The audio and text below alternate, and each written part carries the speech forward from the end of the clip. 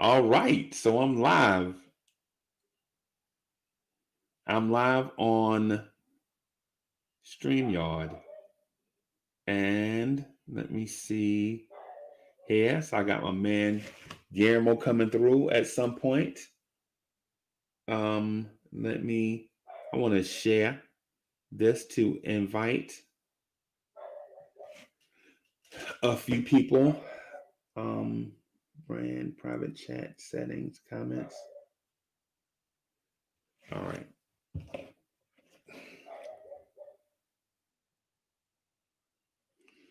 All right. Let me let me find something really quick, y'all. I want to find myself on StreamYard. I guess I'm live on YouTube also.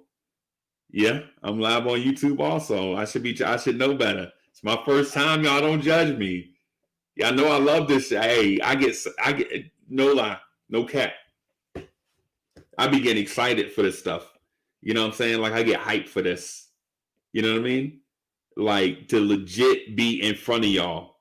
You know what I'm saying? Like how a dude how like artists and performers have fans and like how they get hyped before they go on stage to perform or whatever. That's how I kind of feel about y'all. You know what I'm saying? Um, no lie. That's just how I feel. So I'm looking at myself right now at the phone. Let me put so ain't nobody in the chat yet, but you know what? I ain't worried. I ain't worried about that because I already know that this is gonna be dope.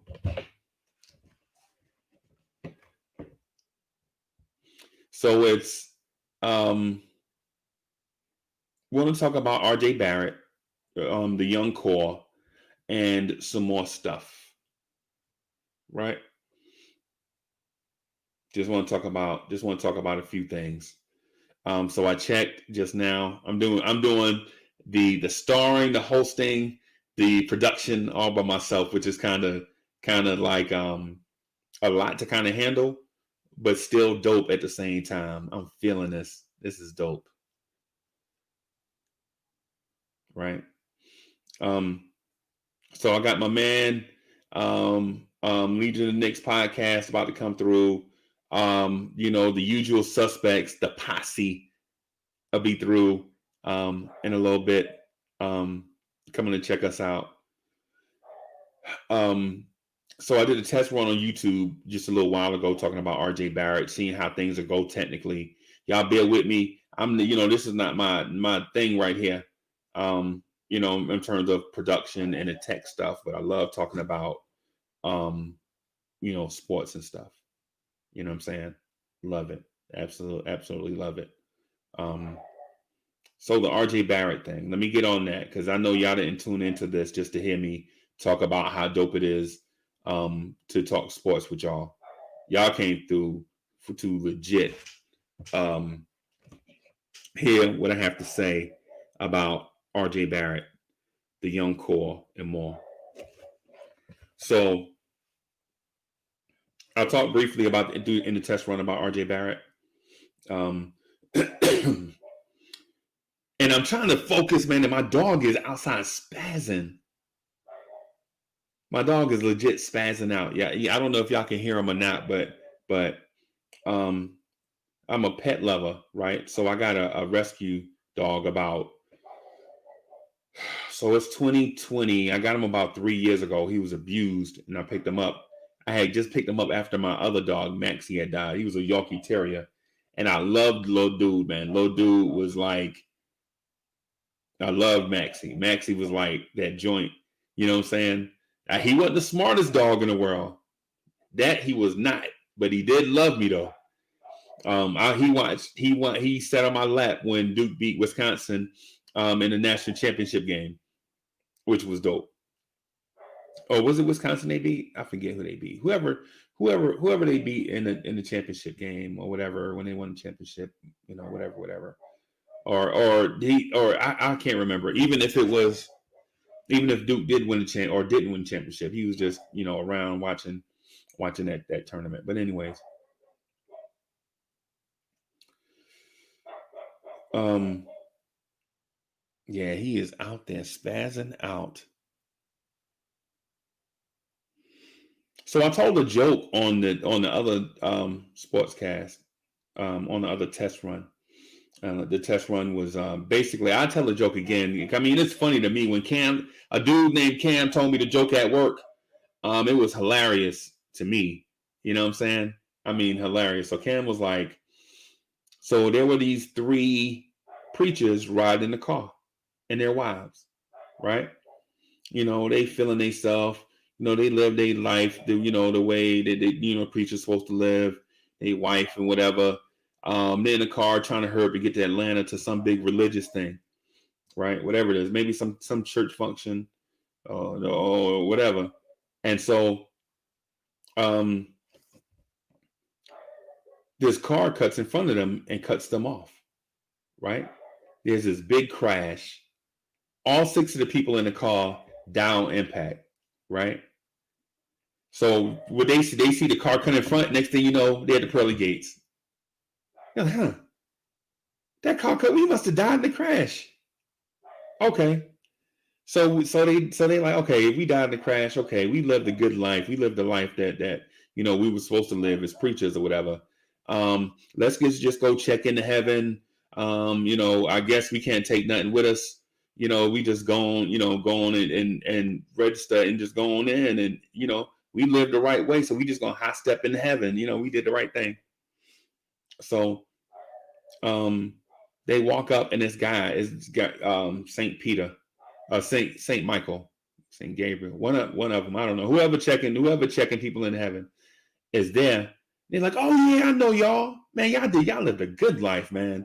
I know y'all gonna high step in here, on y'all way, make y'all way through here. But I just got to do some paperwork first. You know how it is, accountability. You just got to make sure all the numbers are right and whatever. And so the first preacher was like, yeah, we'll go first. We'll check in first or whatever. So Saint Gabriel is like, hey, yeah, man, yeah, y'all come on over, step right up. So they step up. He's like, this is interesting. He's looking at the book, like flipping through the page. He's like, hey, but that's funny. I don't see y'all name as being able to enter, but I do see a note, and so the note says, we can't let you in because even though you lived a good life, you know what I'm saying? Even though you lived a good life and all that stuff, doing it the way you're supposed to do, you lusted after alcohol, and you lusted after alcohol so much that it caused you to sin for it, lust for it, and you got to a point where you lusted for alcohol so much that you married a woman named Sherry. And so the preacher is like, oh man, you know what? You're right, man.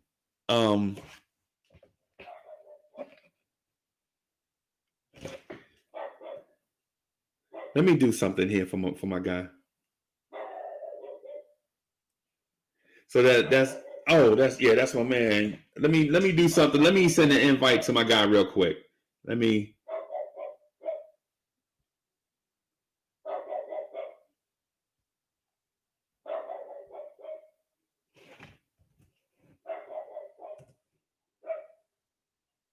There you go, big dog.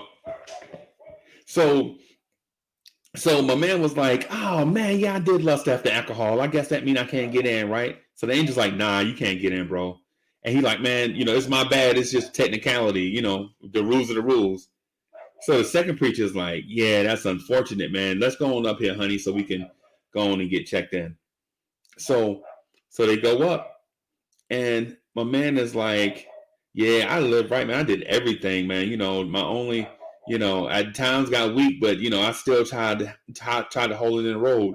So St. Gabriel is legit like, yeah, man, yeah, I saw you down there, man. You did your thing sometimes, right? So my man is like, let me just look in the book, check the book, just like the other guy. Just, we just need to make sure for accountability. We can't just let people sneak in here. You have to earn your way in here. And so some people try to do that. And he's like, yeah, I understand, but I'm straight. So my man was like, yo, it's just one thing, man. I'm sorry. There's a note here that says I can't let you in because there were times where you lusted after money so hard that you sinned. He's like, me lust after money? And so the angel's like, yeah, you lusted after money so much so that you married a girl named Penny. And he looked at his wife like, oh, dang it. And so my man is like, hey, I'm sorry, man. Dude just walked off. He's like, yeah, you're right. So the third guy walks up to him. He's like, hey, no need to look in the book. He looked at his wife. He looked at his wife and said, hey, Fanny, come on, let's go. We know we ain't getting in. Y'all get it, Fanny? Dude tells me this joke at work, man. I bust out laughing, man. It's like the funniest thing I heard, man. And like when stuff get boring at work, man, stuff gets slow at work. I get my man to tell me that joke. But anyways, so I'm waiting on my guy to come in. I was gonna get on RJ Barrett, but I'm gonna wait till my guy be able to get in, and then we'll talk about it together.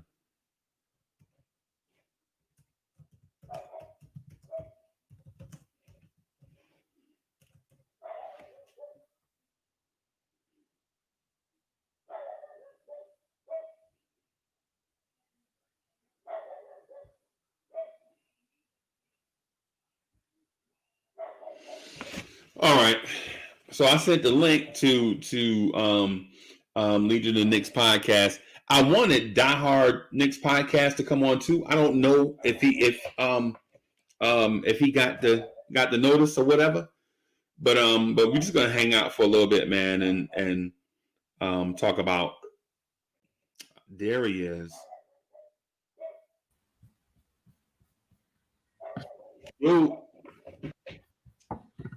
Yo, what's up, bro? Hey, what's up, boss man? How about them Bears? Hey, man, don't get the middle finger off the rip, dog. You talk all that. Well, first of all, it was a good game. You guys got into overtime, but you told all that trash, right? And y'all lost. But dog, I told you we needed Sam Darnold. No, did I not say we need Sam Darnold? I mean, you did say that. I like your defense though, but and our running back legit. If we can stop playing from behind, he'll be okay. Montgomery. Yeah. If we are not, we're always in a situation where we're like down 3 or 4 points, so we can't showcase them. What the hell happened with Sims? Why did he do that fight? What was that all about? The dude's an idiot. I'm surprised. Hey, if he makes it to next week, if he makes it to next week, I'll be surprised. If he has a Bears jersey come Tuesday, I'll be surprised. So he's not like a big player. He's not like a budding player. He's just like a role, like an extra. He's a young receiver for us, but he's not like the guy. He's not like he's probably like our 5th receiver. Okay. So it's Allen Robinson, the new guy Moody, Anthony Miller, Riley Ridley, Calvin Ridley's brother. Yeah. And then him. Who's the second one you said? Mooney, number 11, the fast guy they kept throwing to. The fast guy they kept throwing too deep. Where's he from? I don't know.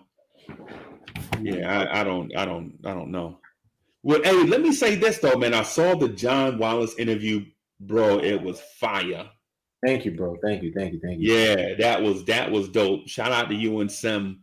You know what I'm saying, for doing that. That was dope.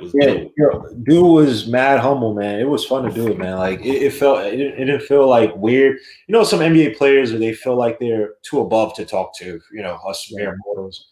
And the dude was mad humble, like, you know what I mean, like joking around with us, and it felt very smooth, man. It was fun to do, man. So, salute to John Wallace. For anybody watching, man, for people who are on Sportscaster, even if you're not, join Sportscaster and go and subscribe to his channel. Power is going to be called Power Forward. Right. They're going to be talking about stuff outside of basketball too, man, which I think is important for A lot of these kids coming up, man. We already know how we're not basketball players, but we all know the stories about some of these unscrupulous agents and these guys who they look at kids like money. They don't give a damn. So to hear from a former NBA player to give you some wisdom, you know what I'm saying? Like that's beautiful, man. Hey, shout out to John Wallace. I think y'all kind of carried that though. I think y'all get more credit than because as somebody that's just like just somebody on the outside looking in, I think y'all kind of toted that a little bit more so than I mean, put it like this. Look, you're interviewing a guy. Look, this guy's been on MSG 150. The guy is, he still works at the Knicks, I believe, or as ambassador. So I mean, it's us asking him the questions, and he's giving us a little of his character. And I'm just happy he felt comfortable because it could have been one of those interviews where you're like, "So John, you did this?" He's like, "Yes, I did it." Blah blah blah. All right, yeah. So you did, and you know what I mean. You don't want it. You want it. You always want it where it's this nice conversational type of, laid back, talk a little trash here and there. You know what I mean? Just not. You want it to be like how we're talking. You know what I mean? Like, right. Freezy, your Bears suck. Yeah, Guillermo, your freaking Jets. Well, Guillermo, all your teams suck. So you know what I mean? Right now, all of my teams suck. No, all my teams suck. All your teams don't suck like my teams. Dog, I'm a Mets fan. What are you saying? I've been a diehard Mets fan since like 1976. So you just Giants. I mean, so you're Bears. No, sorry, you're Bears. Yeah, I'm Bears, but everything else New York. And so I'll tell this story real quick because people often ask me that. They're like, "How did you become a Bears fan?" So the thing is we used to play in the street. We used to play this game called Free for All, where you throw the ball up in the street and then you got to, run through everybody to try to make a touchdown or whatever, right? And so everybody used to have all the good running backs. You know what I'm saying? Like I didn't know who the good running backs were. It could be aside from Tony Dorsett, Franco Harris, Chuck Foreman, all the good running, O.J. Simpson, all the good running backs were like taken. Like, hey, I'm Tony Dorsett, I'm such and such. And so I'm like, yo, I don't have a running back. And so Mr. Ronald, he was like, hey, Uncle Freezy, you ain't never heard of Walter Payton? And I was like, who? And he was like, he plays running back for the Bears. He's the best thing going. Are you serious? And I'm like, no, don't the Bears suck? He was like, yeah, but Walter Payton doesn't. The sweetness. Hey, what's up, Simmer saying? And Adele Chapman was good. So Adele, salute. Simmer, he was like, yo, I tell you what, the Bears play tonight. You know what I'm saying? Come over, we'll drink some Kool-Aid, man, and eat some Jiffy popcorn and watch the game. So as soon as he said Jiffy Pop, I was like, hell yeah, I'm coming. Because, you know what I'm saying, for cats that don't know, Jiffy Pop was the aluminum thing that you used to put on the stove and shake it, and it'll pop up into a big-ass aluminum foil ball. Yeah. And so we rarely had it. So I get over there. They got Jiffy Pop. They got Jell-O. You know what I'm saying? They got all these things that we never had at our house. So I'm like, yo, this is the life, son. And so we get there, and Walter Payton, and I forget who it is that they played, but Walter Payton runs for like 260 yards and like catches 2 passes for like 90 yards, some crazy, some ridiculous number. And so Mr. Ronald was like, hey, Uncle Freezy, how you like Walter Payton now? I was like, yo, not only do I love Walter Payton, I'm a Bears fan. He was like, what? And he was like, you don't like the Giants? I was like, no, the Giants are and mind you, this is the late 70s. So I'm like, no, the Giants are trash. The Jets just traded Namath. The Jets are trash. I like the Bears. And ever since then, dog, that's what it's been. It's kind of like the people from New York that like college basketball, but they like Duke, like all the Duke fans in New York City. Right, because it's like just one player. Yeah, like a Grant Hill or Jason Tatum or something. Mm-hmm. So anyway, so I wanted to get on this thing, man. I wanted to talk to y'all about this thing. So we legit are bashing RJ Barrett, right? And in a sense where the expectation for RJ Barrett would be to RJ Barrett to come out and be a scoring machine, score maybe 20 points a game. The Knicks only win like 14 games, and we get the number 1 pick. So what happens is RJ Barrett is not a scoring machine. We don't get the number one pick. And now it's like, we're looking for another savior, somebody, to come save us or whatever. So this offseason, people are pointing to RJ Barrett's shooting splits or shooting numbers to say that RJ Barrett is a poor shooter. But what they don't do is look at his shooting splits, where he was right at or just below league average for field goal percentage and 3-point shooting. Then he sprained his ankle and had a terrible stretch. And then once he got healthy again, he bounced back above league average for field goal percentage and right at 35% from three. But he didn't get the opportunity to play that out because of the pandemic. So you have this situation where people look at just raw numbers, the bottom line numbers, and assume a man can't shoot.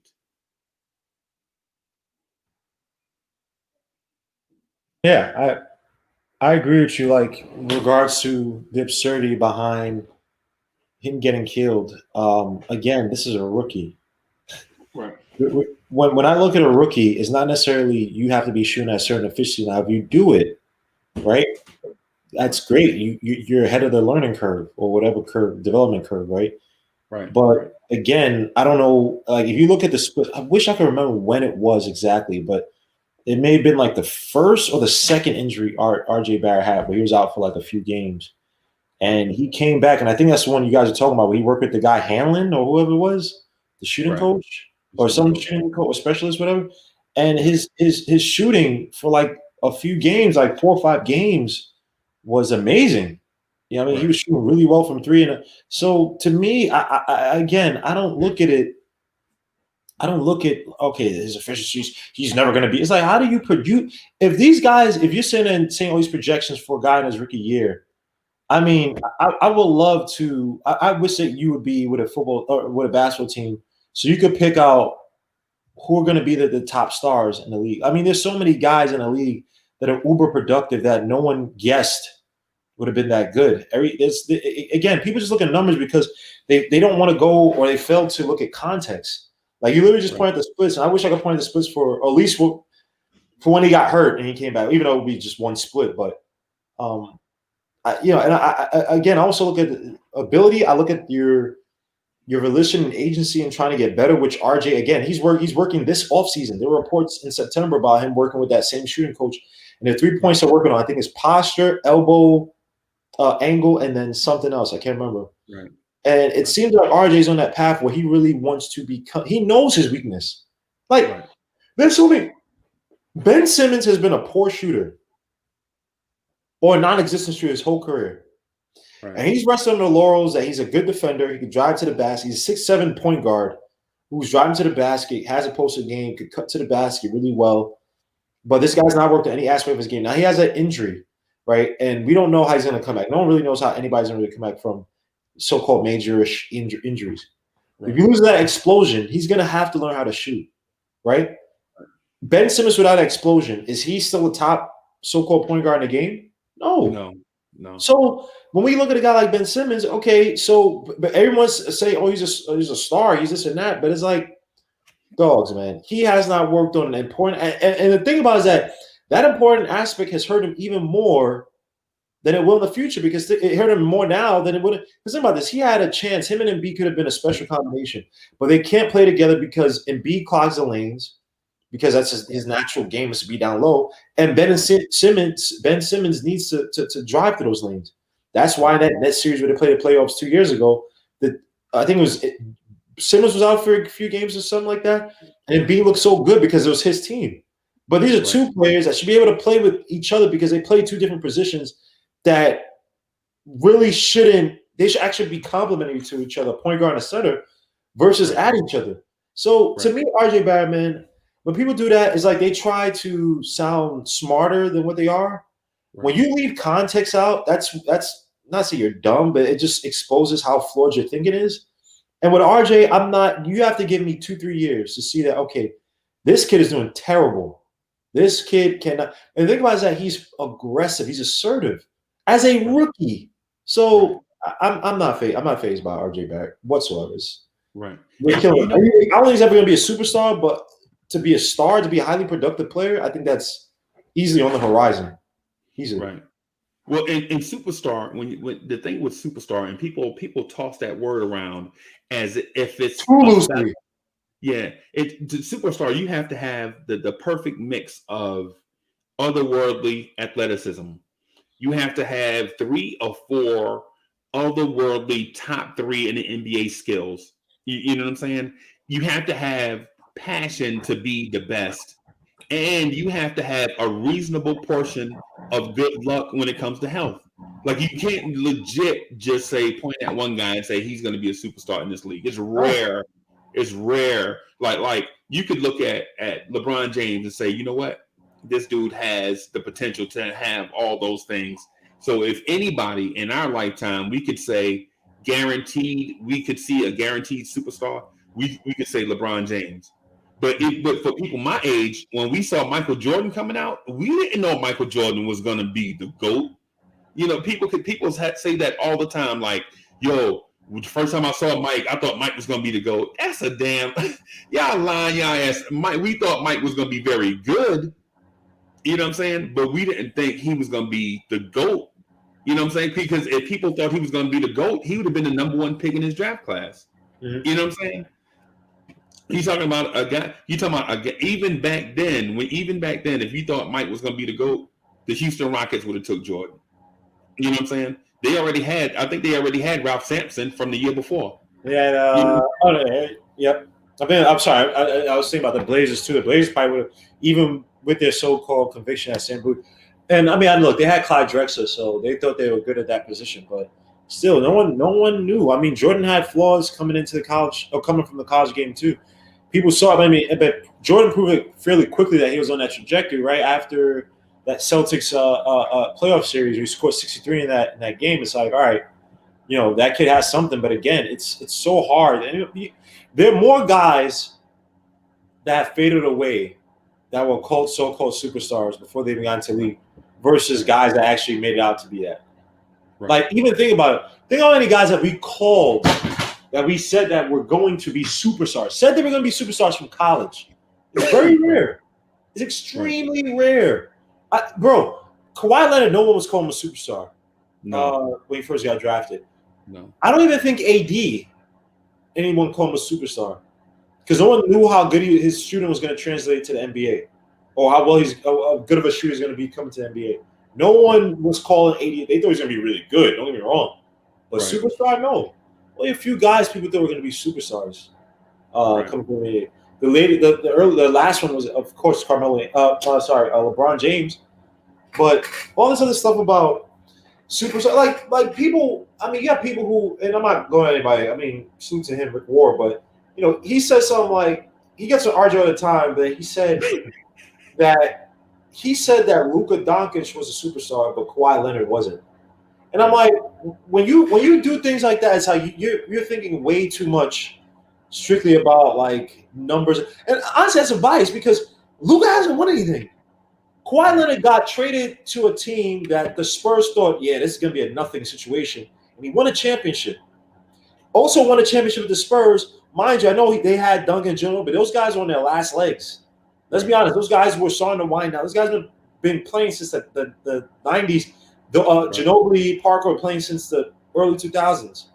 Right? They were on their last legs when they won those championships with Kawhi Leonard. So to sit here and act like Kawhi Leonard is not a superstar, I mean, it's absurd. He has his same impact is the same thing like AD. Dominant on both ends of the floor, right? Yeah. They're not guys who can facilitate. That's not their game, but they're the end product, and they're high level end products on both sides, and they open up the game because now you have to account for them. Now you have to double team them. Now you have, you know what I mean? Right. So how can he not be a superstar? But Luka is. Why? Because this thing points out, and it's like, no, well, he didn't win.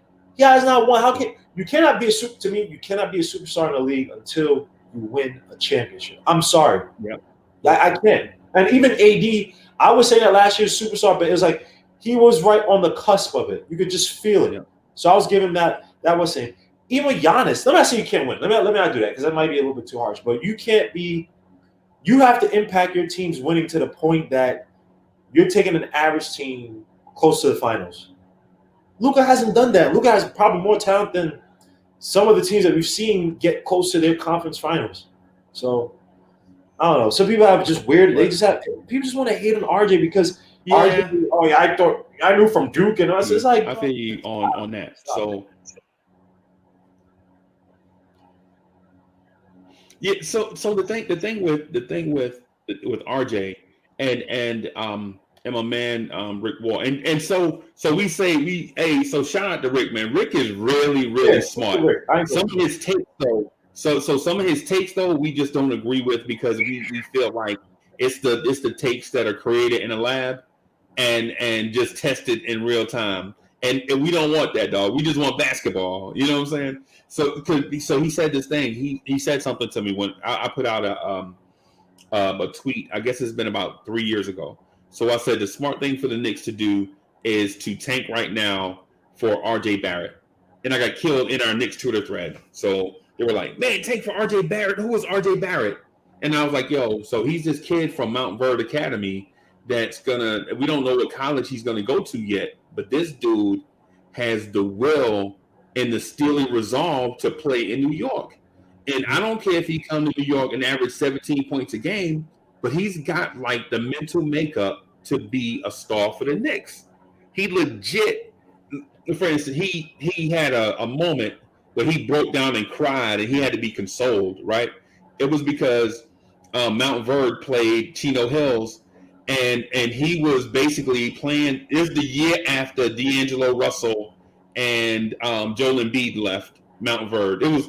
I'm sorry, the year after Ben Simmons and Joel Embiid left Mount Verde Academy, and RJ was basically there by himself. Mhm. And Chino Hills, he willed Mountain Verde Academy to the win, right?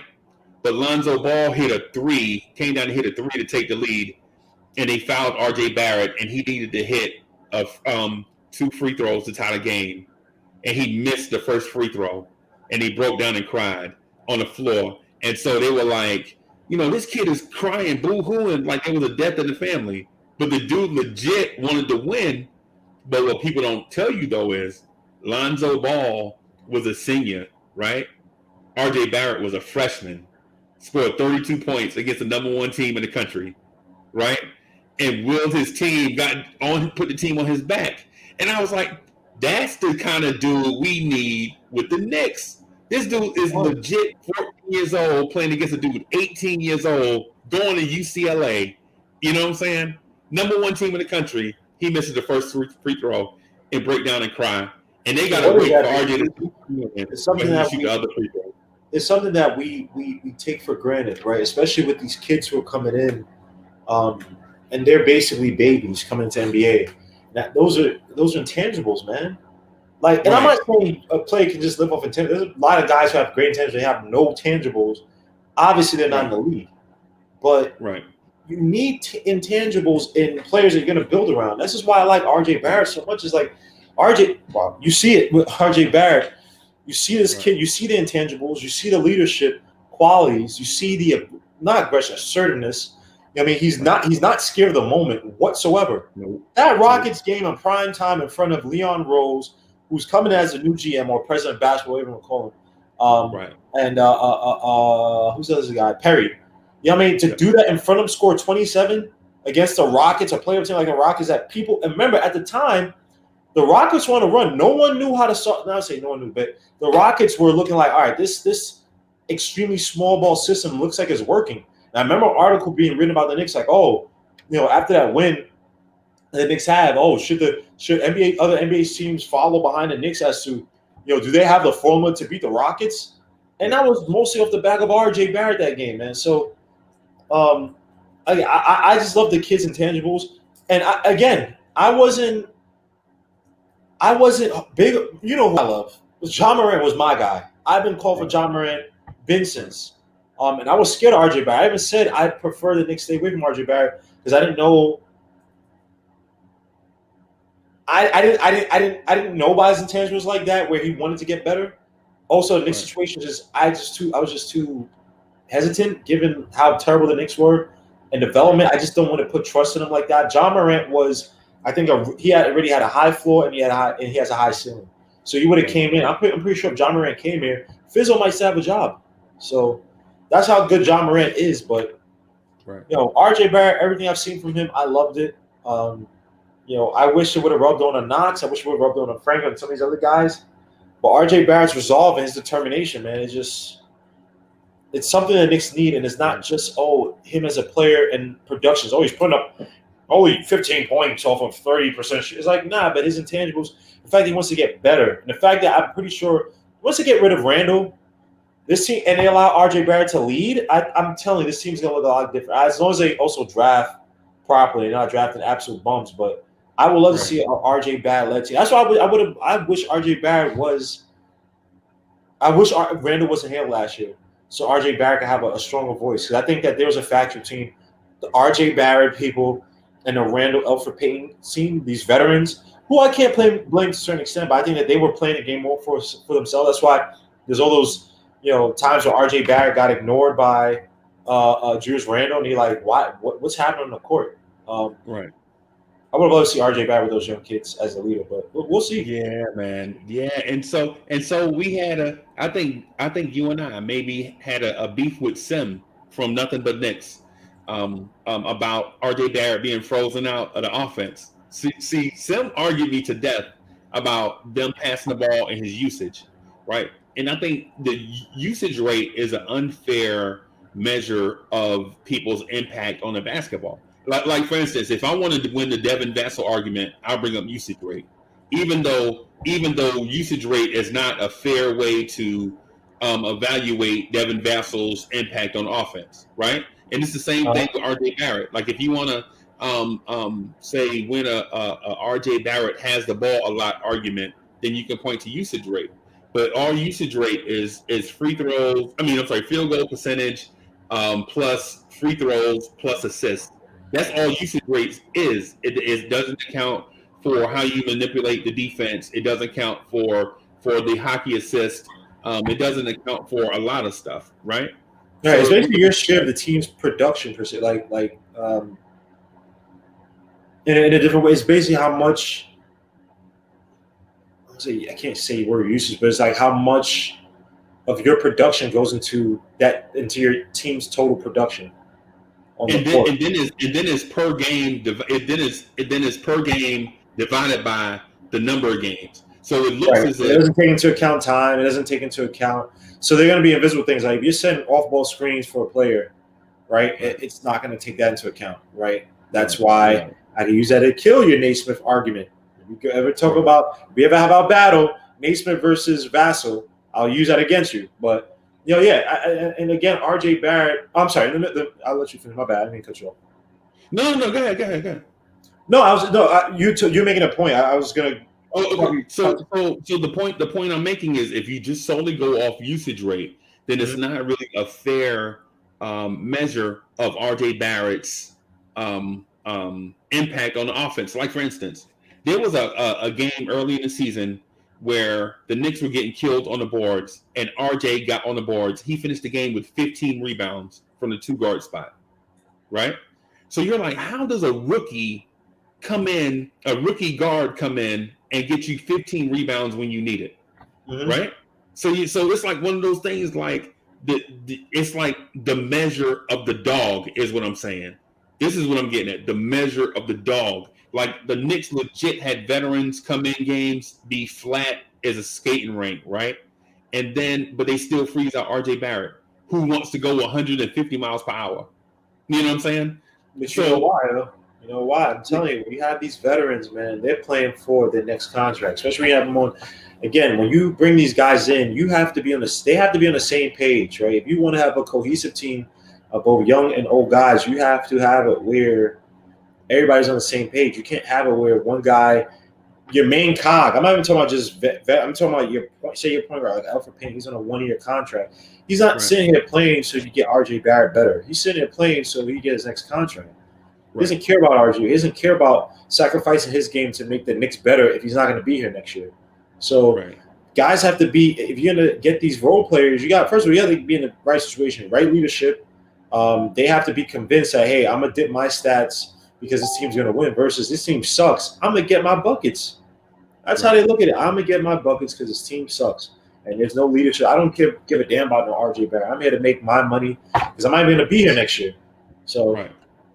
Right. yeah. And so the point to your point is the Elfrid Payton assist argument. So people say, well, how do you say Elfrid Payton is trash when he averaged 7 assists per game? Well, if you watch the game, Elfrid Payton passed up wide open 3-point shots, right? And he also doesn't make risky pass. Like for instance, if he's in the paint, a guy's in the corner, but there's a guy at the basket, he's not going to throw that long pass for the sake of it being a turnover. He's going to try to get it to the guy at the basket, with the easier shot, or not easier, but a shorter shot, a shot closer to the basket, right? But today's basketball tells you if you kick out that long pass to Damian Dotson in the corner and give Damian Dotson a fair shot at open three, there's a likelihood, maybe about 40 or so percent, that he'll knock down a wide open corner three. Why do you shove that pass into Taj Gibson? You know what I'm saying? That kind of, and I know people will say, well, why not take the easier basket? It's not easier. The shorter pass is going to be to a guy that's going to be contested at the rim. And you expect the big guys to try to make it at least about 50% of the time. But at the same time, you have guys, Kevin Knox, Wayne Ellington, Reggie Bullock, Damian Dotson, Alonzo Trier, where if you give those guys wide open looks from the 3-point line, maybe they can hit those shots. I mean, that's what I'm he couldn't shoot either. Like, I mean, he's such a poor shooter. He came from an attacking background. Like not Kevin Knox. Elfrid Payton was more of an attacking guard. I mean, don't get me wrong, he could facilitate, he could pass, but he was just wrong for the Knicks. With regards to development long term, and his percentage of passes that went to Randall, I think it was like 26% of his passes, which was higher than the next person, or the next person that he was passing to. 26 of his passes went to Randall. So there was something there in regards to guys who, look, they probably had a click. They were not there to develop the Knicks. And RJ Barrett, Elfrid Payton was just not that point guard, man. And like you said, we've seen seven assists. Again, assists don't mean nothing without context. Allen Iverson averaged at one point, or at least 1 year, 8 or 9 assists, if I remember. And he was not a guy who was not a passer. You know what I mean? Are assists important? Yeah, but unless you're like a guy like Andre Miller, then that whole assist thing, many times it can be very overrated, or it could be misconstrued without proper context. So I agree with you, man. Hey, can I throw a flag? Can I throw a flag on the play? Not for you, but for what Woodshed just said. Did you see what Woodshed just said in the chat? What Woodshed? Oh, Woodshed's here? Yeah. Yeah. Oh, I'm sorry. I know. I don't want to throw a flag. Can I give a red card to somebody? He said Sky Labassi. Can you invite him in? Why don't you invite him in? Can you invite him in? Hey, Wood, you want to come? Hey, Wood, you want to come in? Because you said two things today. You said two things today. You said you know who the next Christian Wood is, and you also said that we need to buy low on Gary Harris. You want to come in here and explain yourself? If you don't, I'm gonna make sure I roast you right now for saying Skylar BCA name in public. You should be ashamed of yourself for typing out Skylar BCA, and you spelled it right. You know what I'm saying? You legit invested time in this. I know you invested time because you spelled Skylar BCA right? And you also mentioned Gary Harris. So, hey dog, I'm gonna just invite you in to speak for yourself. But I'm gonna tell you something right now. Skylar BCA is super soft. Super soft. Was that the kid who went to the Suns? No, he got drafted by the Sacramento Kings, right? And then he got traded to Portland, I think. And while he was at Kentucky, I think he was at Kentucky with Devin. Was he at Kentucky with Devin Booker? Like Devin Booker, maybe I forget. But anyway, Calipari said Skylar BCA is the softest center we had here in years. He said it in public like it was nothing. Wow. He said it like it was nothing. Like, yeah, Skylar Labissiere is soft. And listen, so the thing with Skylar Labissiere is this. So he's a great athlete to be 6'11", 7 foot. He does have handles. He can handle the ball. And when he's confident, he can shoot that thing, right? But I don't need a 7-footer that's gonna need a guard to rebound for him and then give him the ball so Scal can push it up the floor. It should be vice versa. Mm-hmm. You know what I'm saying? Scal BCA can have his 7 foot behind on the boards. You know what I mean? Skylar BCA. Yeah, I guess I never paid attention to Kentucky, but wow, that is embarrassing. See, that's the thing about Calipari. When Calipari talks, man, if he's not a glowing review of you, I'm not drafting you, man. Because he said the same thing about Knox in regards to his motor. Right. And that's not a good thing. That is not a good thing because he's trying to sell all his players, man. Kentucky is a get out of my school. You're here for 1 year. You're a product. Get the hell out of my school. I'm your factory. And when he doesn't give you that endorsement, that's telling. Because everybody knows what he is. And that's why I was scared about Knox, man. When he said that motor thing, I was like, and I guess our brass got convinced by a workout Knox. Again, that's poor scouting. Right. You should never be convinced with how good somebody is by those workouts, by the combines. Your scouting should be done ages ago. The college film tells you everything. You've been in a workout draft. This was he had a try like a one-on-one or whatever against like Miles Bridges or something like that during that draft. This is Knox. And I'm like, okay, but what does that prove? That doesn't prove anything. Anybody could go in, not anybody. Any college player could go in there, have a good game against a top-level prospect, and oh man, he looks amazing. And like, no, that's I don't know, man. That's why the whole Knox thing got me pissed, man. The Knox thing frustrates me because of two things. For one, in that draft, Kristaps Porzingis was shouting out Luka Doncic the entire time, right? Mm-hmm. Like Luka is legit. Luka is legit is what you hear from Porzingis, right? And so why not trade up in the draft and take a chance on Luka Doncic? Why not? And I know he was the mystery man. I know they say he was the kid prodigy, mystery man. At 6'8", 235, will that translate at point guard in the NBA? He's not a super athlete and all this stuff.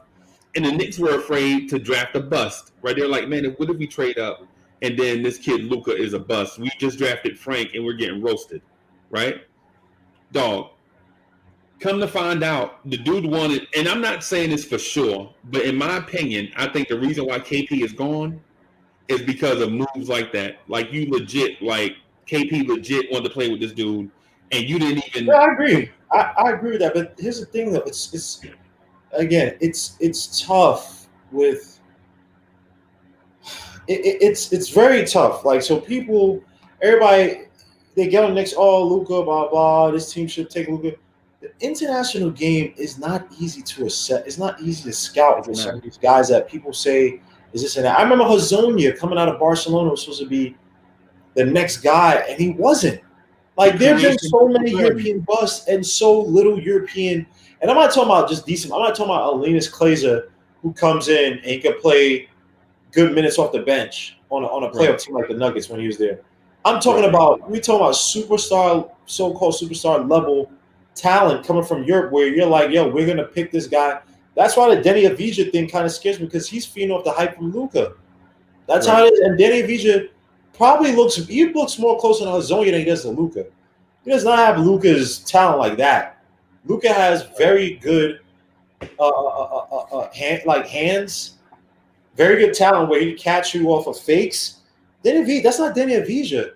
Denny Avdija is going high in the draft because of that Luka hype. And we don't know. So I can't kill the Knicks too much for not trading up. I know that's KP friend, but KP, this is not the business is not about appeasing you per se. Hey, we got to get your friend or whatever. And it's the freaking NBA. Now look, if everybody had a crystal ball, Luka would have been taken first.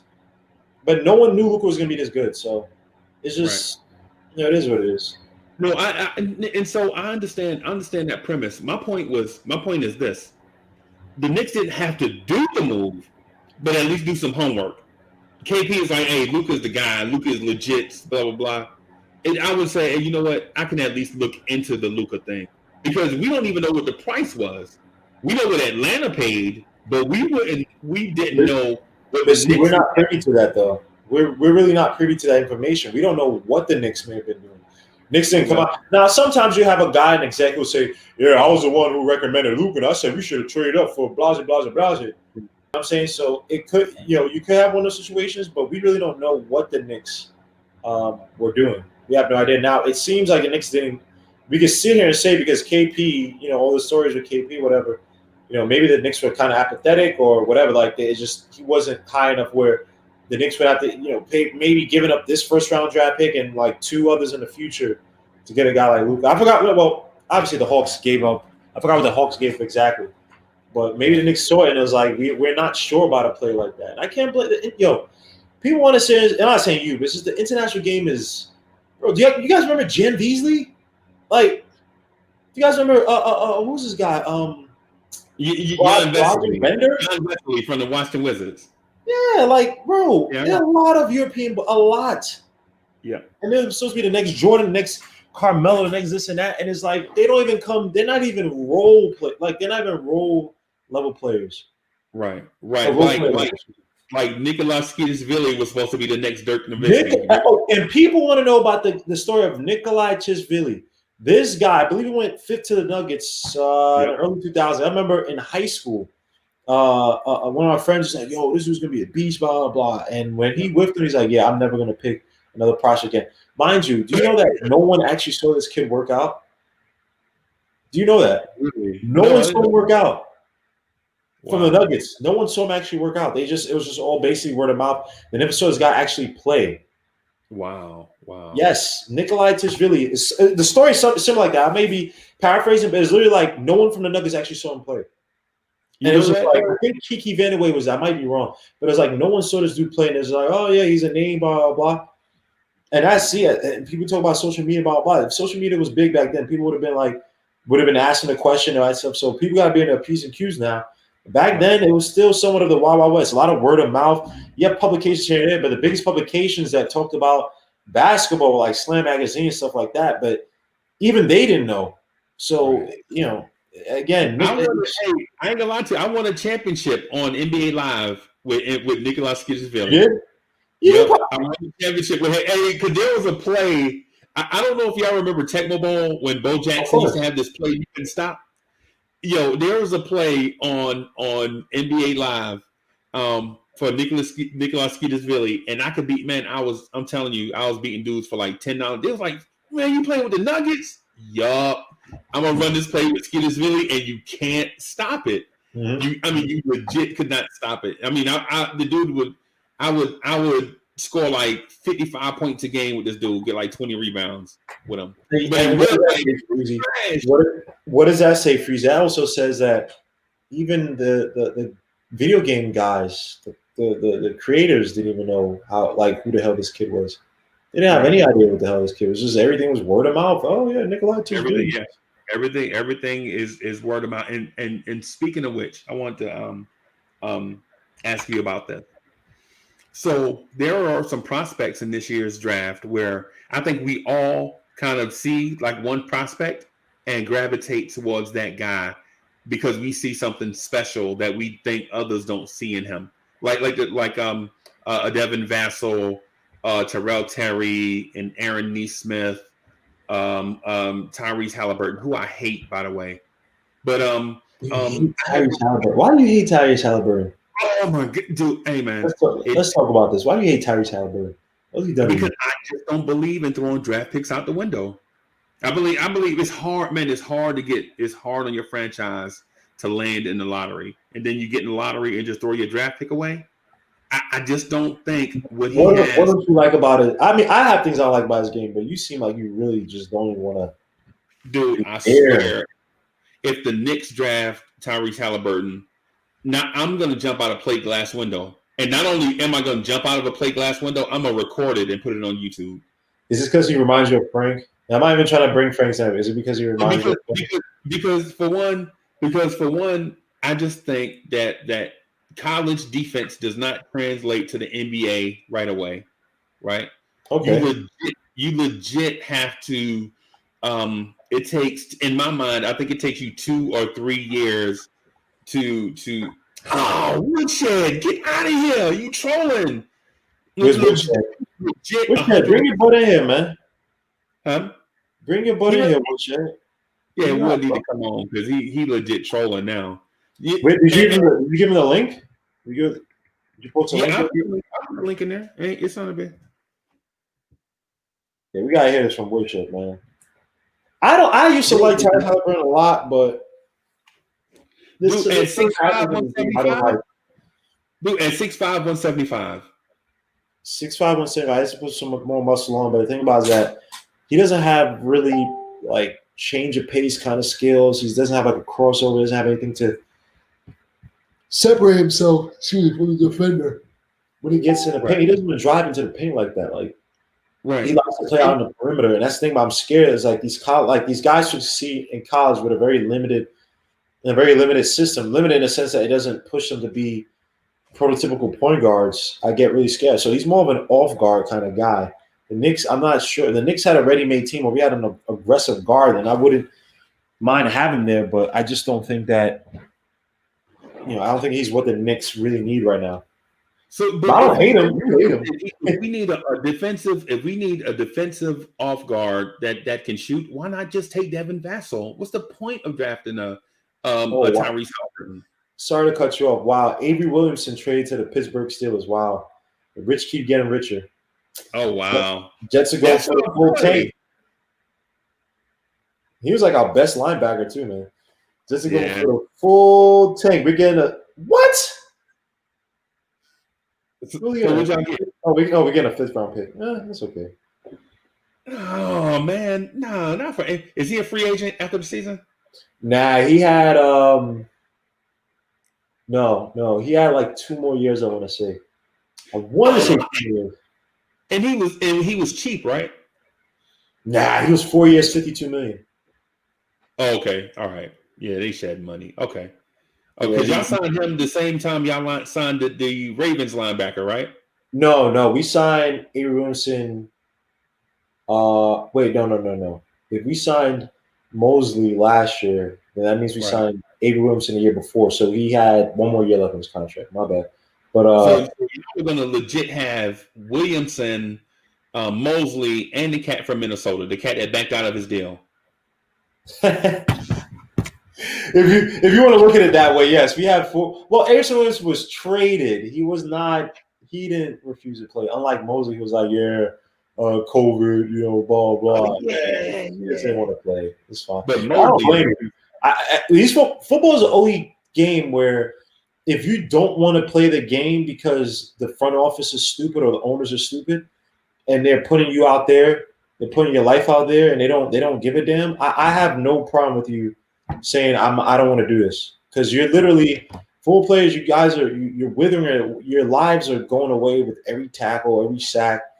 You know what I mean? It's eroding. So I give it to you guys. But damn, Jets are going for the full tank, man. We're 0-8. We need 6 more games. 6 more games. How bad? And so here's the thing. As somebody that watched the Jets from a distance, I remember the years of the New York Sack Exchange. I remember Richard Todd and Freeman McNeil. Early 80s. You know what I'm saying? I remember they had a receiver, Wesley Walls, Al Toon. Wesley Walker and Al Toon. Yeah, Al Toon was supposed to be. He was like one of those guys like Hall of Fame material. He just had so many concussions, he had to retire way earlier. But yeah, man, yeah. Al Toon was one of those guys, man. Wesley Walker was good too, but I think he went blind in like one eye or something like that. Yeah, but, yeah. Al Toon, I heard, was like that dude, man. Yeah, sad. Yeah, I remember the Jets having like the best front 7 in football. People used to talk about. Speaking of, so Adele Chapman says need the Jets to win a game so the Giants can get. Adele. No. We're not gonna do this tonight. You guys got Daniel Jones. You guys said Daniel Jones is the GOAT, so you keep him. Keep the GOAT. Yeah. Keep the GOAT, man. I don't know, Adele. You guys hyped up. See, that's what I like about you Giants fans. You guys talk all this trash about how DJ was better than Sam Darnold.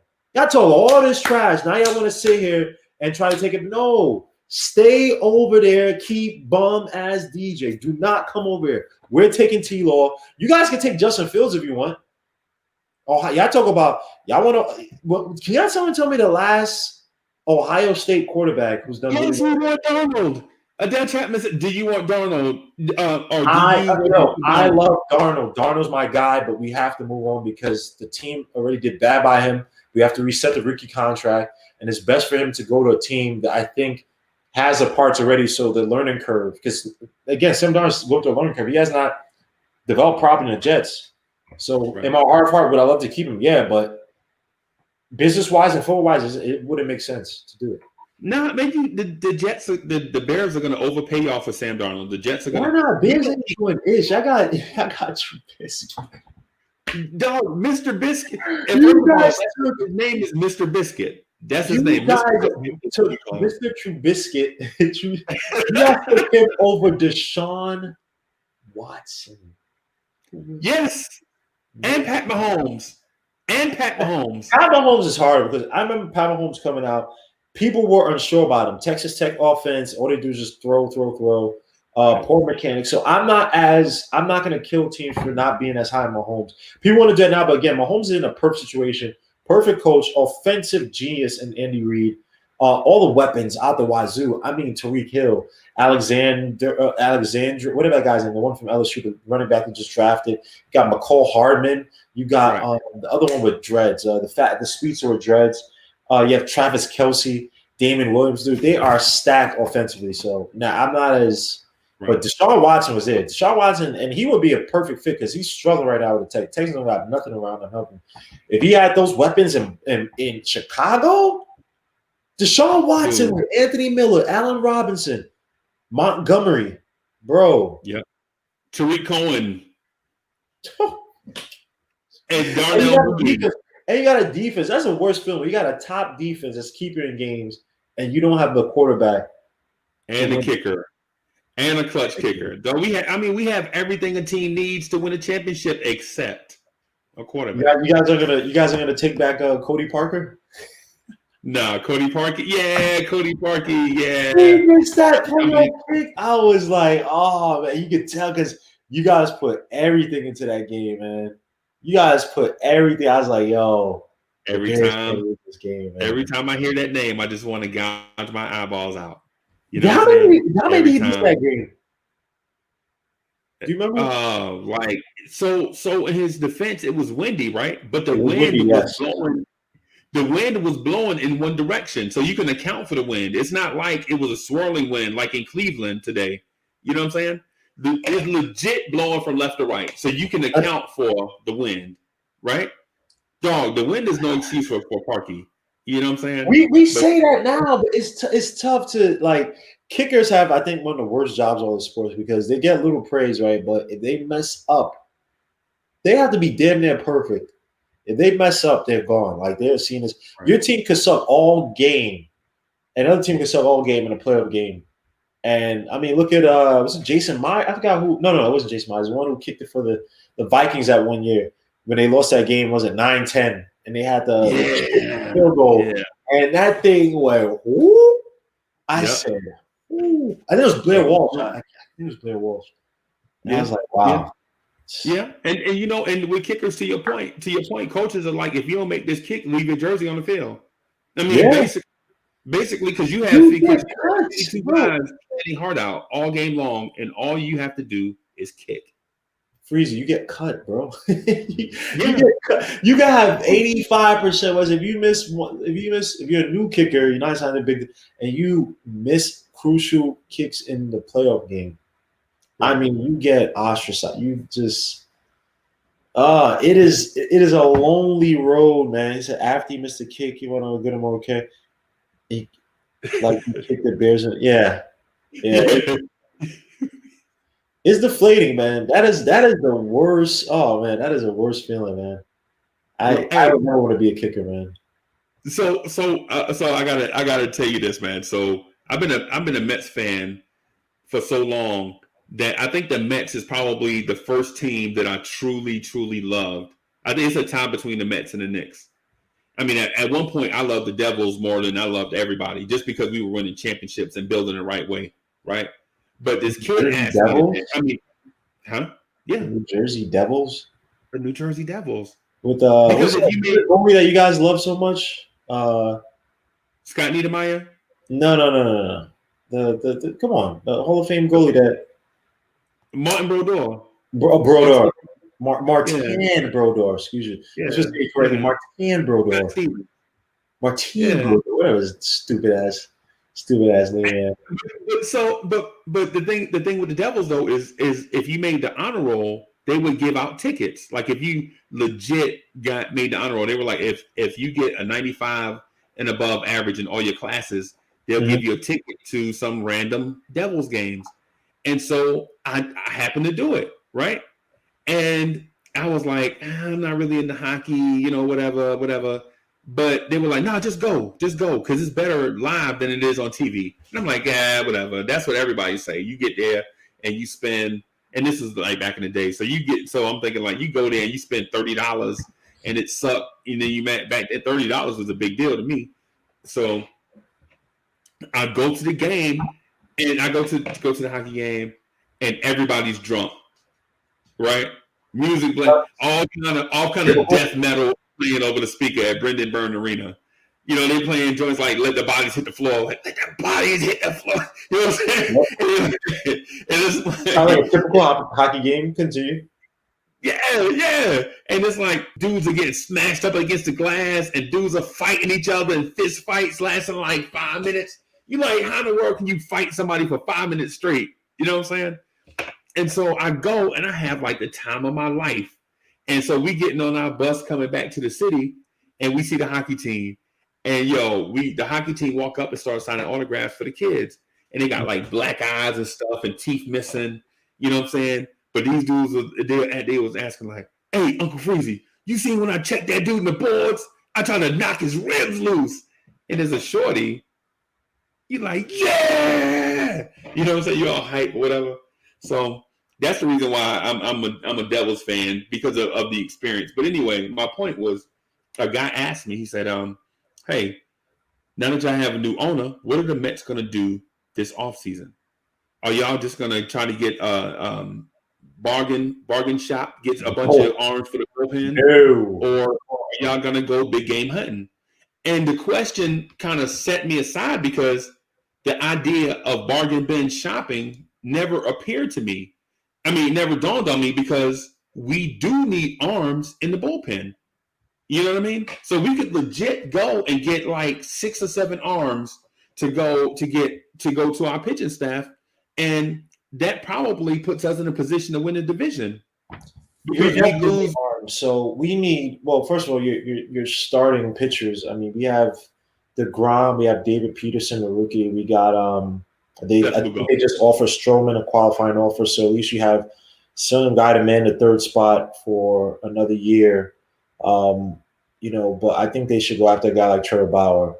I think he's a big game pitcher. I think he has a personality perfect for the Mets. He's going to coach some money, but you're talking about a guy who I think has good stuff. And he's kind of, I don't say rotting away, but he's kind of just doing nothing really with Cincinnati. I think he is perfect for the Mets. So you have him, DeGrom. You also have Syndergaard's coming back from Tommy John, so you have to see how it's going to be, and that's tough. Tommy John is it's a crapshoot in regards to how guys come out. But if you have a rotation of is Matt Harvey 2.0? Who? Trevor Bauer he's not Matt Harvey 2.0? No, I'm talking mental makeup. I'm talking mental makeup, not pitching. No, I think he has a lot more. He's way more charismatic, way more. No, he has more of a Matt Harvey, I think, was, and also because he has Scott Boras, excuse me, who's a jerk of an agent. But hey, you're supposed to be a jerk of your agent like that, demanding high fees. So I think he kind of felt himself like he knew he was good. And he had a guy like Scott Boras. So I remember there were the times where the time he came back from that injury, and we were playing the Yankees, and we needed that game badly to win. And this dude was on this like self-imposed pitching limit. I'm like, are you freaking serious? And it was a game it was a game that we needed. I mean, we ended up going to playoffs anyway, but I Against remember the Nationals at the end of the season. You're talking about when the Nationals had like a game and a half lead on us, and we needed to win like two out of three from them to cut into the lead. Well, it wasn't the Nationals. We weren't playing the Nationals. We were playing the Yankees. We were playing the Yankees. He was pitching. Okay. I believe it. Hold up. I believe it was the Yankees. So it wasn't that deep into the what's the name, but I think it was the Yankees, and he took himself out after like 5 innings, if I remember. Yeah. And I was so pissed. I was so pissed at this dude, man. Yeah. So I don't think Trevor Bauer is a lot different, way more charismatic.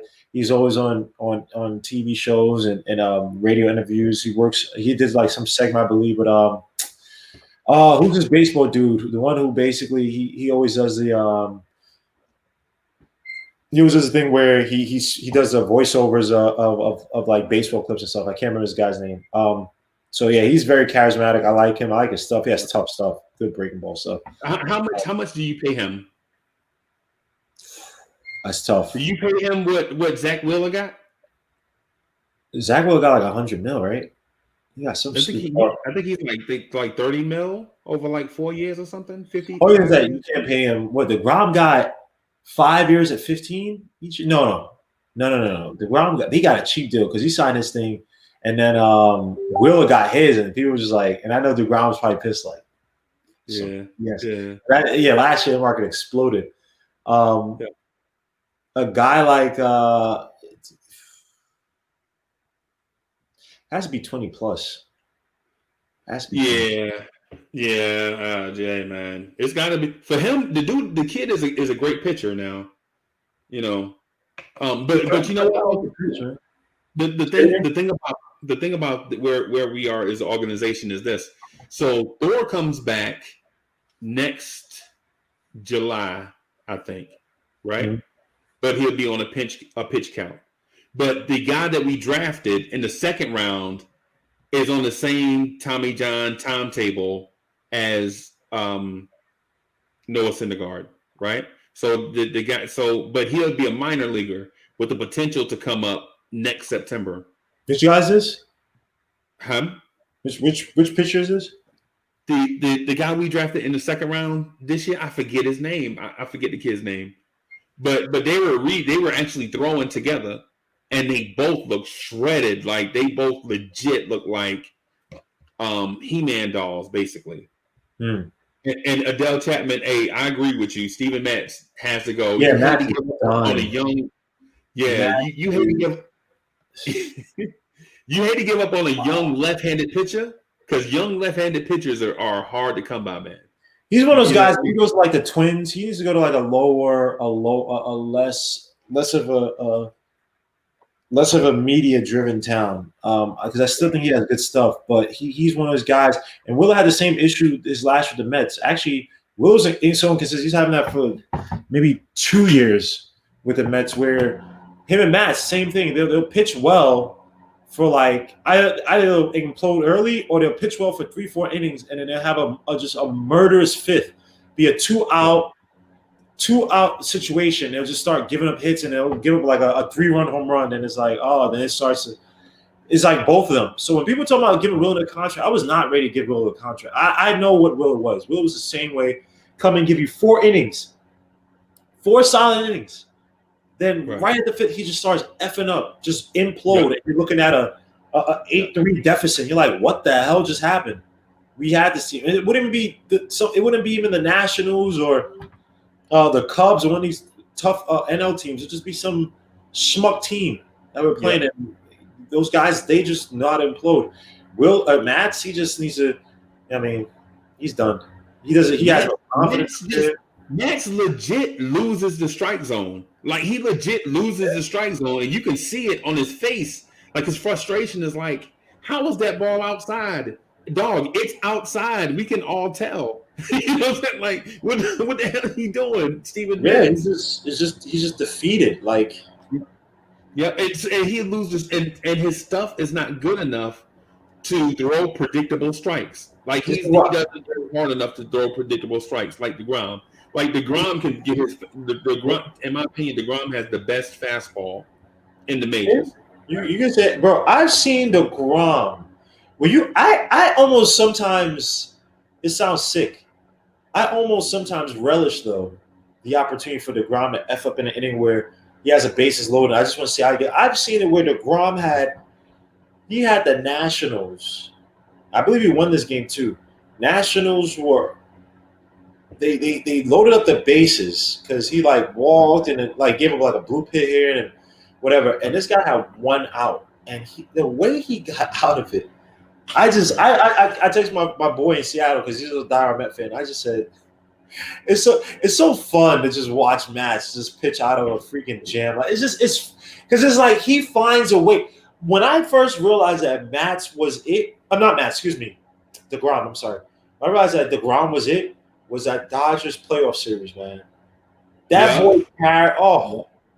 That pitch was masterful, man. And that Dodgers team had mashers. I don't care what no yeah, one says. Kemp was still decent masher. Like they had guys on that yeah, team. It was like, ugh, I don't know how we got this one, man. And the yeah. Grom was, woo, oh, Man, dude, I think it was runner on third base, no outs, and then it was first and third and one out, and he struck out Bellinger and Justin Turner. And you're like, what? How do you wiggle? How do you wiggle out of this, man? dude, And the and no Grom lie, was special, man. going back to a point that you made about Zach Wheeler's money. Um, when all those kids were young, when it was Matt Harvey, Noah Syndergaard, Jake DeGrom, Zach The whole, Wheeler, Steven Matz, Jonathan Neese, Dylan oh, G, oh, Perez. I legit thought Zach Wheeler was going to be the best because he was the prize pitcher in the Giants organization. So yep. when they gave him up for in the Carlos Beltran trade, I was like, yo, they just gave us their best pitching prospect. You know what I'm saying? I'll give it to Sandy, man. Sandy made some great moves, man. To trade, Yep. who's the knuckleball pitcher we used to have? All right, Dickey R.A. Dickey for Darno and and Syndergaard. Syndergaard. Yep. And R.A. Dickey did not look anywhere near side. I mean, you sold high, which was smart because everybody knew R.A. Dickey. Look, he was a good knuckleball pitcher, but he was, I don't say anomaly. I mean, but that year was an anomaly, but Right. R.A. Dickey wasn't. He wasn't the future. He's not a guy you say, he gives you a blip year here and there because he went on to the Braves. He was with the Blue Jays after that specific trade. Right. He didn't do anything after that. So we had some great trades, and the Zach Wheeler trade for Beltran, who was breaking down. I thought that was smart as Yeah. hell. And Wheeler had the same inconsistencies coming out of the organization, but everybody said, "Look, this kid has an electric fastball. I believe he used to throw a two-seamer or throws a two-seamer. Great movement. He just had the stuff. Just needs more control, discipline. So, Yep. but Man, if the Mets can get back to that, and all so those arms. Adele Chapman asked if we would go after Marcell Ozuna. My fear with Ozuna is one year he's 290, 30, and a whole bunch of RBIs, and then the next year it's like he's platooning in left field. You know what I'm saying, nursing something.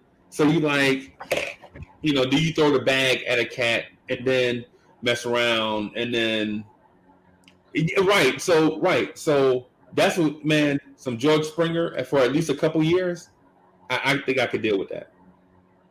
Would you do George Springer, say 3 years, 75, or 3 years, 60? But see, wasn't George Springer always getting hurt with the Astros too, man? Yeah. But our center field need is greater than our left field need. You know what I mean? Like when is the last time we legit had a two-way center field? Yeah, we need one badly, man. Because I still like Nimmo. I think Nimmo's going to turn out to be a good hitter, but fielding wise, he's not a center fielder, man. No, I don't think his arm is strong enough. Nah, And he's I not at all. And don't know if it's he, takes bad routes, and he's yeah, just not a center fielder. It's tough. We don't have a legit center fielder. Cespedes, Cespedes came and played center field. I mean, he was so freaking injured and fat. Like this dude got out of shape. I don't care what no one says. This dude got too big, too bulky, and then too out of shape. That's why he had the hill spurts or bone whatever they call it, bone yeah, spurts in his heel or whatever. And he made it worse by putting all that weight and being lazy, not working. Like, yeah. I know people yeah, say he works out, but I know what type of work he does. Like looks like he does a lot of weight training. It's just heavy. He doesn't look yeah. nimble. He didn't look like the And one from the A's. If we had Cespedes from the A's, that one was Cespedes from the A's. yeah, The Tigers, yes. Boston. And think about it. Oh, Everywhere he's gone, he's put up like 30, close to 30 some home runs, or he had that potential. And every team was like, "Nah, we're good." So, yeah, some personality wise, he's off. Something's off with that guy, man. yeah. And you know what? You know who I liked? I did like Yasiel Puig, but I don't know where he is. I don't know if he's even a major league player now. Is he Yeah, worth it? I'm gonna Yasiel Puig, man. I'm good. I But want you JT Realmuto though. I want JT yeah, Realmuto. dog. So my dream situation is JT, trade for Lindor, sign LeMahieu, sign Springer. Oh, DJ LeMahieu. Yep, Woo! all up the middle, all up the middle. Lindor and LeMahieu up the middle, Springer in center, Bauer and JT Realmuto. JT Realmuto. Okay, wait. So okay, let me just start again. Bauer, JT Realmuto, Springer, LeMahieu and LeMahieu, trade for Lindor. and trade for Lindor. Yep. What are you And trading my for? I own, know you're gonna say Ahmed, obviously. Ahmed. nah, What else? it's going to be a heartbreaker because in order for us to get Lindor, we'll have to trade them Ahmed Rosario, probably Guillaume, probably Dom Smith, and probably Ooh. Nemo. Yeah, Oh, that's a lot, right? But look at ah. what you're getting. Look at what you're If getting. the You're getting Mets go to if the NL goes to full time DH, ah, I don't want to give Dom Dom Smith, Smith, man. Dom Smith should be at first base. Dom Smith is a better defensive first baseman, and he hits for average in power. Okay, then you put fair enough. Then you put what's the name at the DH? Burr, P. Alonso.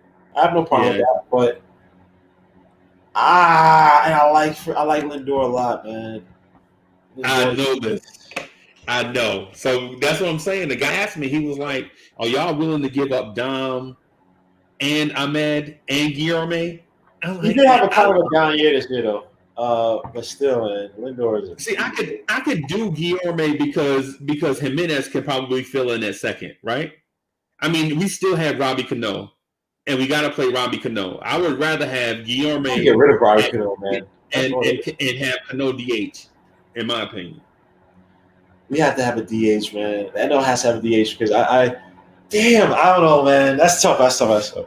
I But how I was much? How thinking much? Alvin Rosario is going to be good, but Yeah, his defense got better this year, but yeah, his offense defense is dropped good, off. bro. Alvin Rosario. Yeah, I think Alvin Rosario and Jimenez have a good chemistry, man. yep. Because when Cano was hurt and Jimenez was feeling it, Jimenez, I think is going to be good. He may not be Hey, super I solid, but damn near good. shed it. No lie, no lie. I damn near shed a tear when all three of them was on the infield at one time. They had Jimenez playing third, Ahmed at short, and Guillaume at third. I mean at second, and Dom was on first. I damn near shed a tear. I damn near shed a Blorange tear.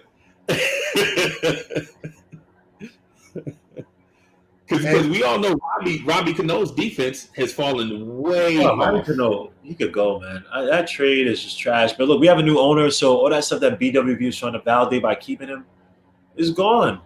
Is gone. You don't need it as much. Cano. So Who what was about Edwin Diaz? So what do you do with him? I hate Edwin Diaz, man. Because he's gonna want his money too. He's gonna want to resign too.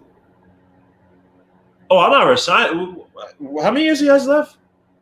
None. He's a free agent. Or I think he's a free agent. I'm confident that he is. But we only have like Benteses, right? Because I don't trust Familia whatsoever to close anything. Even Benteses didn't look that great last year. No. Terrible And control. speaking of dudes getting fat, Jairus Familia. I mean, no lie. No, Jairus Familia got skinnier actually. Jairus Huh? Familia actually worked out. It's just I don't trust him pitching in the 8th or whatever. But Jairus Familia actually lost weight. That's what my point was. My point was the point. What I was going to get at is it's like the big Luther, little Luther thing. With him, I prefer him being a little bit pudgy around the waist because I know he can dominate. You know what I'm saying? He got thin. He can't dominate, man. Look, he has little games here and there where his fastball. He can locate his fastball, and when he's humming, man, he could locate the split finger a lot better. Other than that, man, Jairus Familia is a head case. I called it when he had the 51 save year, that championship year, or when we got to the World Series. I said, man, get this dude the F out of here. Sell him high. He sucks. I watched too many games with him where he did the same crap all over and over again. I can't stand Jairus Familia, and it's not me trying to issue him. Look, he's a man. I'm not trying to issue him like that. But I'm good. Why don't we even pick him back up? Because he had one okay year. I think it was the Padres or. No, it was the A's. Like dogs. Yeah, we traded them, right? We traded him for oh my gosh, I forget who we traded him for. We traded him at the deadline one year. God, I forgot who we got, but whoever we got, it wasn't anybody. Dude, he's not good. Jairus Familia to close, nah. You have two guys that you prefer to put in mop-up dude. I still remember when Bum-Ass Diaz gave that home run to Azulia. Two outs, 2 strikes in the 9th inning. There was a fastball on the outside that he takes the other way. Like, this dude Diaz has no idea how to pitch. He is a thrower. How do you have a fastball like that and a slider and you don't know how to pitch? Some people just don't get it. They don't know how to freaking pitch the game. They just know how to throw. It's like the Benitez thing. Benitez has filthy stuff, but all he just knows how to just throw the fastball. Like, these guys telegraph it. Some of the Kurt Suzuki come back with the Nationals. Right. Like, dogs. He's just man. I'm good on him. So speaking of Kurt Suzuki, what do we do at catcher if we don't get JT Realmuto? Do we go after the cat? There's no other name that we need, Freezy. There's no other. We don't need any other name. I don't even want to think. Well, okay, who are you going to talk about? Who are you going to add? Who we bring up? The defensive guy from the White Sox. The defensive guy, the catcher. I keep forgetting his name, but he's like probably the best at controlling the run game, but he can't hit. Let me hit us. You get put Nito back there. You need we need catchers who can hit. You talking about Yasmani Grandal? No, the other guy. He signed a big deal, didn't he? Yasmani Grandal. Yeah, no, his backup. James McCann. Yeah, that's him. Yeah. Yeah, I don't know much about him. But Yasmani Grandal. Yeah, he left. James McCann is legit defensive stopper. Like, the dude is like, the running game is nothing when he's behind the plate. Get me the real. I don't need nothing else. McCann. I don't need. Get me the real. That's all we need, Big Freezy. Real Muto, go home. Go big, go home. That's all we need. So we have a catcher in our organization that's I think is the #1 rated catching prospect in baseball right now. Really? Dude can hit. I think he's like 20, 21, but he's like 2 years away. So if we can get like a stopgap guy until he comes up. No, not really. No, Francesco Alvarez. That's a guy. Yeah. And so I've been reading different scouting reports. Some say he can hit for power. Defensive potential, and then other things says his defensive potential is high, but his bat may be overrated. So, I mean, I'm not even for sure what he can do yet. We'll just have to see. Now, y'all talking about Molina? Molina is washed. Nah, Molina's done. Molina's done, bro. What are y'all guys talking about? Molina's done, man. Y'all didn't have Molina's done, man. Y'all don't see him waving out there. He can still make that cool throw to first base to catch the runner off guard, right. Molina's done. Hall of Fame catcher though, but he's done, man. Yeah, he's washed. I would even How I old would is even take JT? 30. I think he's 30. He's not crazy old. I don't think so. Yeah, He's 29 years old. Come on, Adele. He's 29 years old. That's fine, man. Yeah. I'm not saying you That's signed for in my 9 opinion, years that's old. perfect. Hey, so would you entertain trading for Salvador Perez? That's the dude from the Royals, right? Yup.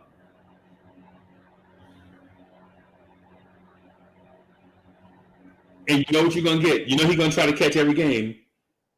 Yanni is 30. No, I don't need a 38-year-old catcher's dog. I'm good on Yanni. Even though I love Yanni in his prime, but not we can't throw the bag at him. Not for everyday catcher. I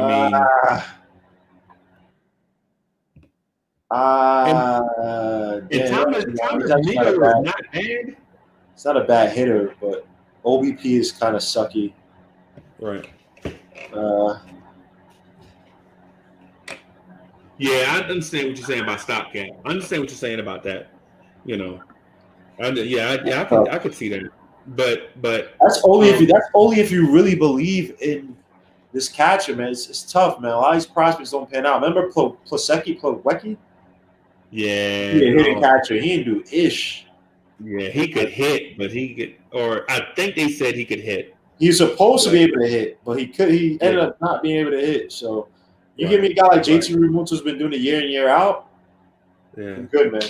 We can move that catcher. How do you feel about the Yankees catcher? Sanchez? Gary Sanchez? Yeah. Nah, would you take a flyer on him? No. Guy's lazy.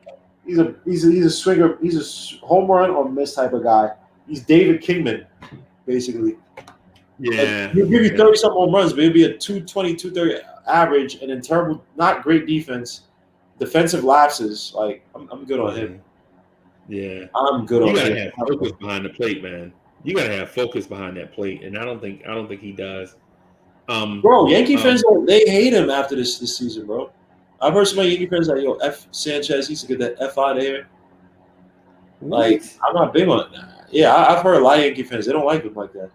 They're not that high on him because those the lapses and not running out balls that end up where he could have gotten a double and it ends up being a single.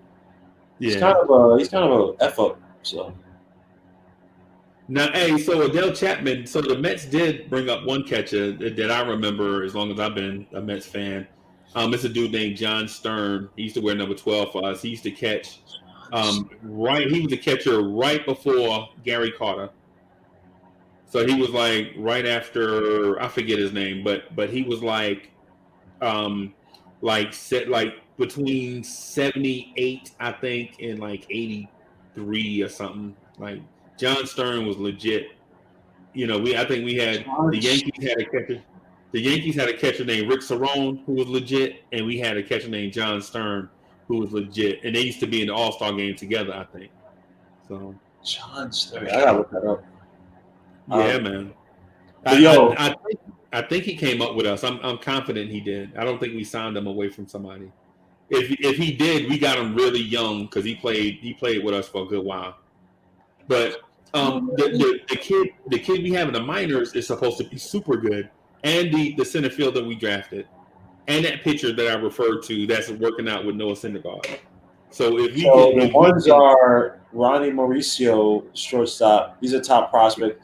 I know Brett Batty, the third baseman we drafted like last year or 2 years ago.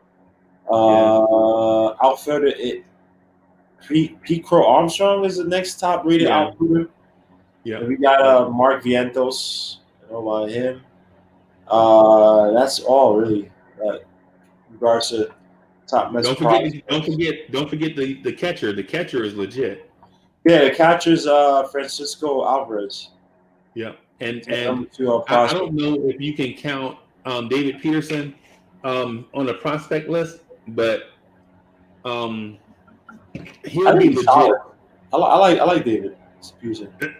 So if we can add pitching depth because you know what you're going to get from Jacob DeGrom.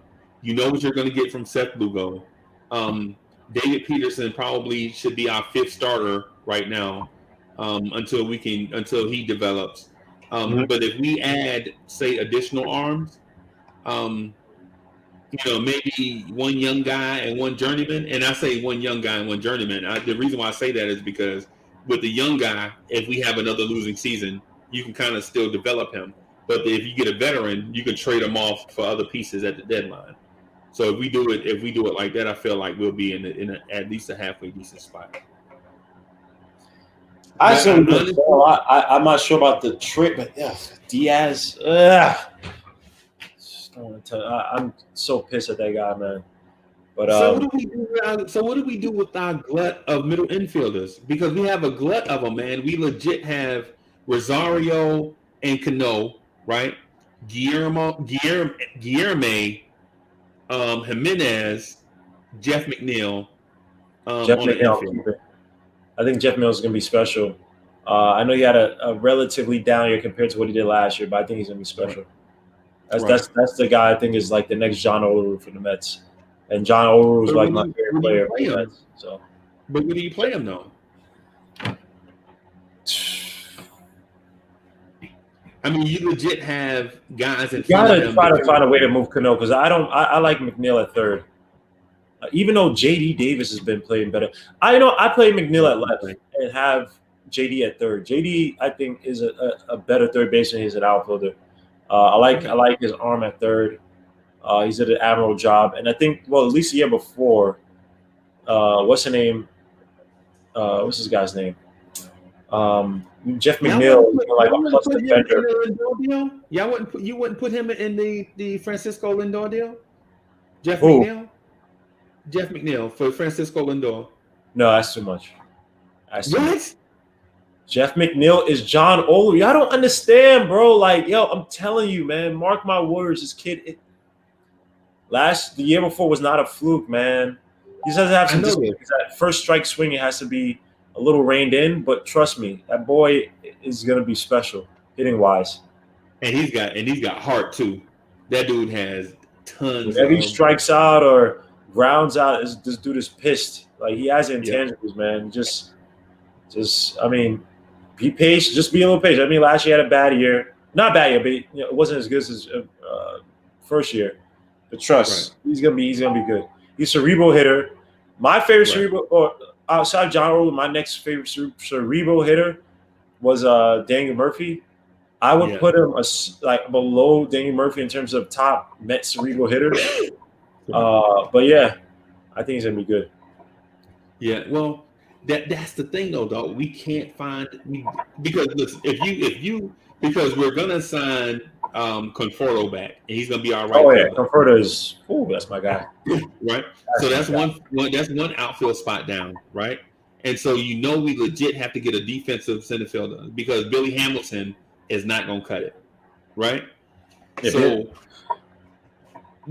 right, exactly. Because he can't catch and he can't hit. He's just fast. That's it. Fast for no reason.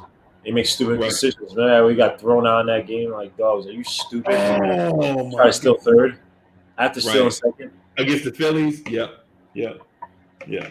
So, so you have to get a defensive center fielder. Now that leaves one spot in the outfield for a left fielder. I mean, and you're talking about J.D. Davis, Jeff McNeil, Dominic Smith, Brandon Nimmo. I mean, you can name just about 5 Gotta guys. get rid of Cano, man. Cano's not the future, man. Nobody's gonna take 3 years, $75 million for a dude that's 38 years old. How do we take that? Oh, 3 years, $75 million for a 38-year-old second baseman. Maybe Cole might buy him out. Right. Well, I mean. Oh my gosh, man! I hate it. Nah, you can't buy him because then we'll be doing that stupid. I know the Bobby Bonilla.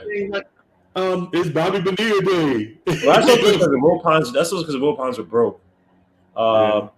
So it might be different. Jeff Cole might be like, take your money, get the hell out of here, man. Yeah, cut the check. Yeah. They want me to be like, cut the check. Hey, Cohen paid 120 million for some ugly looking sculpture in his apartment Right. that he probably doesn't even give a Right. damn about. 120 million. That's just Right. I don't give a F money. And he probably didn't even miss it. He was like, "Oh, I just dropped 120 mil. Go buy, It's nothing. with It's it." water. Yeah. It's water to him. It's like what? That's Yeah.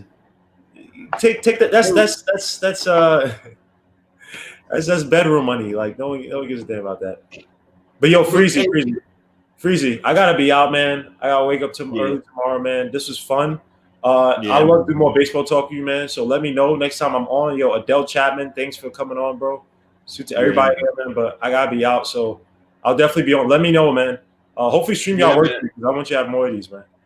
Yeah, man. Hey, y'all check out my man interview with John Wallace. It was super dope. Hey, and Doom, listen, I got a surprise for you. Oh, so Lord. I got a guaranteed MLB All-Star that came across my path, wanted to be on the show. 4-time Gold Glover, two-time All-Star. Want to come on the show. I want you to kind of come on with me. Say again. 4-time All-Star. 2-time All-Star. 4-time Gold Glover. Switch hitter. Former Met player. No, it's not a former Met. It's not a former Met player. Can you give me any hint? No, I can't. Just give me one more hint. That's not all right. So 2-time All-Star, 4-time Gold Glover.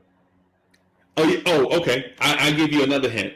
He broke Randy Johnson's home run streak. Randy Johnson went like a certain number of innings without giving up a home run, and my man came up and hit a home run off Randy Johnson, the big unit.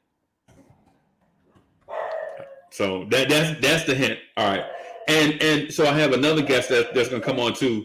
He is a Hall of Fame NFL linebacker. Played linebacker for the New York Giants in the 80s. How the hell are you getting on these? I got that person in the works too, but it's not nailed down. But anyway, hold up. Wait, hold up. Hold up. Oh no. I was gonna say Kenny Lofton. It's not Kenny Lofton. No, it's not Kenny Lofton. No, it's not Kenny Lofton. But I got those lined up. I think the baseball player can be on in like a couple weeks, and then the Hall of Fame NFL linebacker, the Giants linebacker probably be on maybe in about a month or so. I got to get in contact with some. You got to go through what I'm talking about. The channels. So Randy Johnson's home run streak. Yep. Don't spoil it though. If you find out the answer, don't spoil it because I want it to be a surprise. All right, I won't spoil it. Hey guys, or even better. I'll tell you. Away from the live broadcast, but I don't want to spoil it for everybody else. I want to kind of roll it cool. That should be crazy, man. I love these kind of conversations, man. Yeah, man. Peace. Salute to everybody, man. God bless. Stay safe, man. Peace. Yep. All right, man. See you, bro. Yep. Hey, so everybody, I'm gonna jump off too, man. This was super dope. I got some guests lined up, man, to come on. I want to make it dope. I want to make it interesting, and so when I interview these guests and stuff, I'm legit not asking like, so where did you rank in your college class? You know what I'm saying? I'm asking them like legit, what did you think about Randy Johnson fastball when you stepped in the box? You know what I'm saying? I'm asking this dude, I'm a straight up ask dude, what was it like tackling Walter Payton? What was it like tackling Barry Sanders? It's questions like that. So just stay tuned for that stuff. I got some stuff coming, man. I'm gonna get out here. Shout out to the NBK fam, y'all. Peace.